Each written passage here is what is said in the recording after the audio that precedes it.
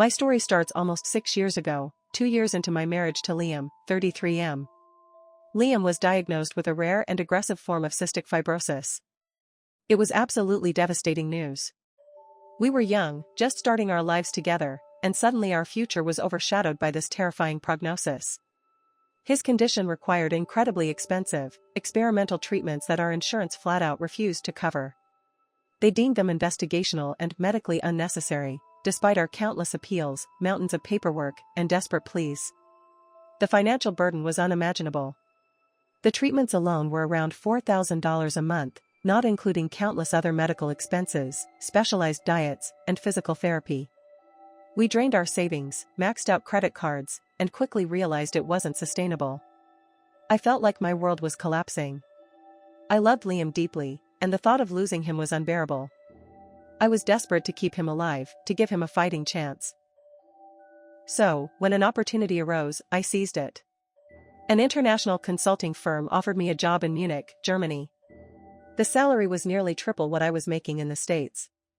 It was a huge sacrifice, leaving my home, my family, my husband, but it was the only way I saw to fund Liam's treatments and keep him alive.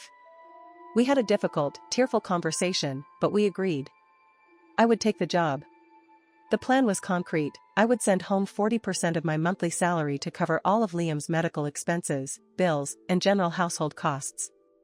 I would visit every few months, and he would stay strong. It was a terrifying arrangement, but we both saw it as our only hope. The biggest challenge was Liam's daily care.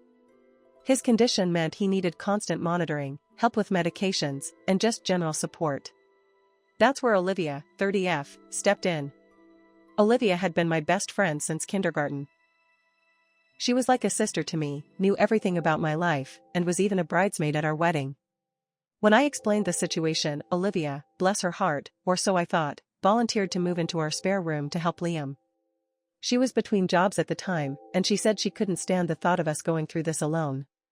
It felt like a godsend. My best friend, caring for my sick husband, while I worked myself to the bone thousands of miles away to save him. It seemed perfect. For almost 2 years, this was my life. Long hours, challenging work in a foreign country, battling loneliness and homesickness. Every month, like clockwork, I wired that 40% of my salary home. I talked to Liam almost daily, video calls when our schedules aligned. He'd tell me about his day, his treatments, how Olivia was a lifesaver and how lucky he was to have both of us. Olivia would often be in the background of video calls, waving cheerfully. I truly believed they were working together, a team, keeping my husband alive until I could come home for good. I trusted them implicitly. They were the two most important people in my life. Liam's 33rd birthday was approaching. It had been almost 9 months since my last visit, and the distance was weighing heavily on me. I decided to surprise him. I didn't tell anyone, not Liam, not Olivia, not even my parents. I bought my ticket, packed a small bag, and flew halfway across the world, filled with a mix of exhaustion, anticipation, and a deep longing to be home. I arrived late on a Friday night, exhausted but excited. I used my spare key, letting myself in as quietly as possible, planning to sneak into the bedroom and surprise Liam. I imagined his shocked, happy face, the loving reunion. Instead, when I walked into the living room, I was met with a sight that instantly shattered my world into a million pieces. Liam was on the couch, wrapped in a blanket, and curled up next to him, her head on his shoulder, was Olivia. They were clearly cuddled together, intimately. The room smelled faintly of takeout and something else. It looked like a scene from a cozy, domestic evening for a couple, not a sick man and his caregiver friend. And then I saw it. Olivia's stomach. It was rounded. Clearly, visibly pregnant. And not just a little bit. She looked easily 5 or 6 months along. The takeout bag I was holding slipped from my numb fingers, hitting the hardwood floor with a thud. The noise made them jump. Liam's head snapped up, his eyes wide with shock and horror. Olivia gasped, pulling away from him, her hand instinctively going to her belly. The blood drained from Liam's face. He looked at me, then at Olivia, then back at me, his eyes pleading. "Sophia," he stammered, his voice hoarse. This isn't what it looks like." "Oh, really, Liam?" I heard my voice, cold and detached, as if from a stranger.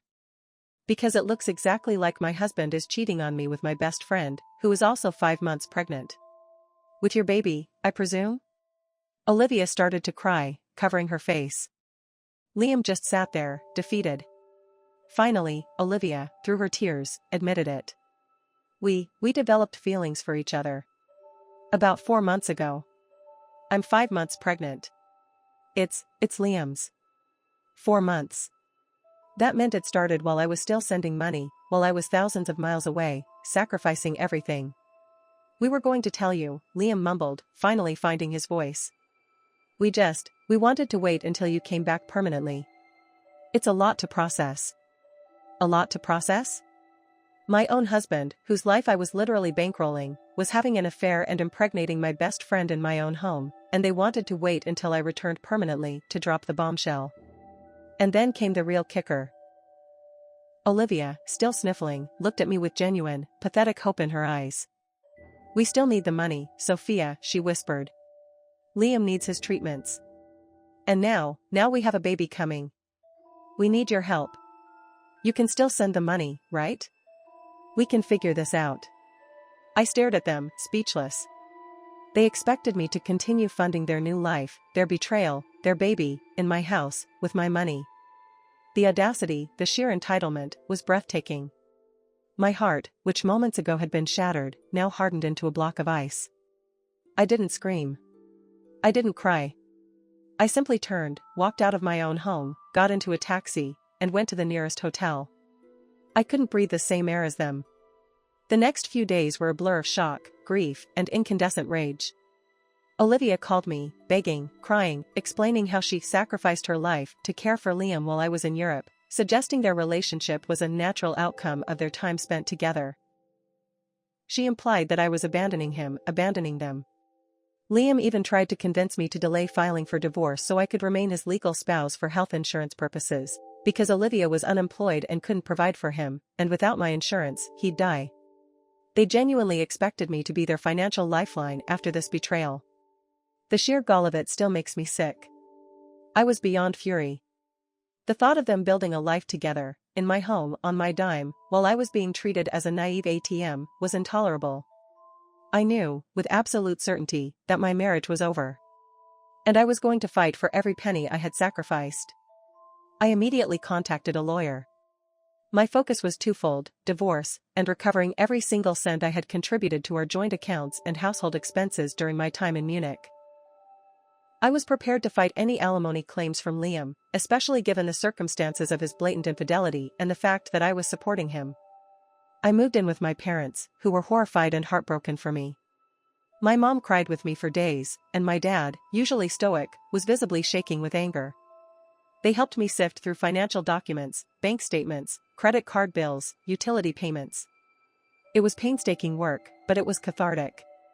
We found countless purchases on our joint credit card: baby clothes, prenatal vitamins, even a new crib, all made by Liam and Olivia, with my money, while I was working overseas. The evidence of their deception was damning. Within weeks, I officially filed for divorce. I also immediately quit my high-paying job in Munich. I couldn't bear to send another euro to them. My attorney simultaneously filed a petition for temporary orders to freeze our joint assets and protect my financial contributions during the proceedings. Liam's parents, who had always been very involved in his care, immediately descended on me. They tried to convince me to reconsider the divorce, not out of concern for my emotional pain, but solely out of fear for Liam's medical needs. Sophia, you can't abandon him. He'll die without your insurance. Who will pay for his medicine? They completely glossed over the affair, Olivia's pregnancy, and the monstrous way I had been treated. It was all about Liam, Liam, Liam. I held my ground, stating calmly that their son's choices had led to this, and I was no longer obligated to be his financial guardian. Grace's family, surprisingly, reached out to me. Her parents were mortified. They sent me a heartfelt apology, expressing their shame and stating unequivocally that they would not support Olivia during her pregnancy. They, too, felt betrayed by their daughter's actions. Without my income, the financial strain on Liam and Olivia became immediately evident. They couldn't afford his treatments, let alone a baby. Liam's health started to decline rapidly. Olivia was clearly overwhelmed, going from living off my charity to facing real financial hardship and the imminent arrival of a child. Their perfect little love bubble was quickly crumbling under the weight of reality. It became clear that their feelings weren't as strong as they had claimed when faced with actual consequences. The divorce process was brutal, but with each step, I felt a sense of control returning to my life. I was fighting for myself, for my future, for the integrity I deserved. I secured a fantastic new job in Chicago, in a different sector, and found a beautiful apartment. It was a fresh start, thousands of miles away from the betrayal. As I approach the finalization of my divorce, I reflect on the agonizing lessons learned from this experience. I had trusted the two people I cared for most, my husband and my best friend, only to be betrayed in the most unimaginable way. It taught me that trust, once broken so profoundly, can never truly be rebuilt. It taught me that blind loyalty, especially when it comes at the cost of your own well-being, is a dangerous thing. I often wonder what might have happened if Christina had been honest with me from the beginning. If she had come to me, truly unhappy, truly wanting out, or truly in love with Ben. Instead of using a manipulative open marriage as a cover, a straightforward, albeit painful, conversation about our relationship could have led to a more amicable separation. But instead, she chose deceit, and it blew up spectacularly.